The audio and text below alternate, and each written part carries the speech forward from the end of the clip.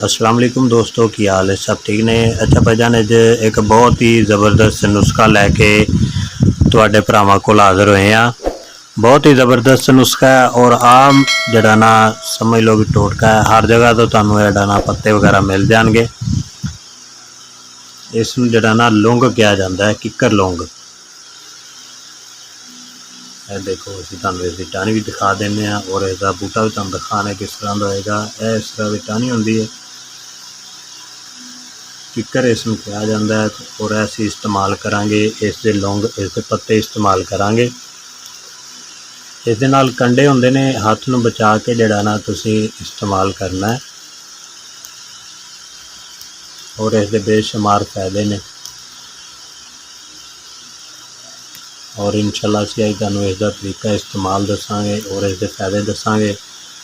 और अज दी बहुत ही ज़बरदस्त वीडियो होने वाली है। जिन्होंने दोस्तों साडे चैनल नूं सबसक्राइब नहीं किया, वो चैनल सबसक्राइब कर लो, बैल आइकन नूं दबा दो ताकि आने वाली अच्छी तो अच्छी वीडियो जिहड़ा ना तुहाडे कोल पहुँच सके। ऐसी लौंग उतार लीए, इसनूं जिहड़ा ना असीं खुशक कर लांगे छाँव दे विच। इसनूं छाँव दे विच असीं खुशक कर लांगे। लौंग एक किकर लौंग हैगी है, आम जिहड़े ना दरखत लगे होंदे बाहर, बिल्कुल फ्री दा नुस्खा है, कोई इस ते खर्चा नहीं हैगा। ये उन्होंने दोस्तों वास्ते बहुत ही ज़बरदस्त है जिन्होंने कतरे वगैरह आते हैं, जरिया ने एहतलाम हो जाता है, रात को सुत्तियां पैड़ा ना एहतलाम हो जाता है। और उन्होंने वास्ते ये बहुत ही ज़बरदस्त नुस्खा है। तुसी लौंग लै लैनी है 100 ग्राम, इसनूं सुका के अच्छी तरह इसका पाउडर बना लेना है। इस अंदर तुसी 50 ग्राम जिहड़ा ना मिश्री डालनी है। 100 ग्राम लौंग लैके 50 ग्राम मिश्री डाल के इन्हां दोनों चीज़ों को जिहड़ा ना तुसी पाउडर बना लेना है।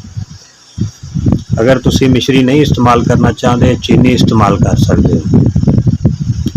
चीनी जिहड़ा ना इस्तेमाल कर सकते हो। मिठा करना है इसनूं ताकि मिठा हो जाए, तुहानूं खाण दे विच आसानी हो जाए।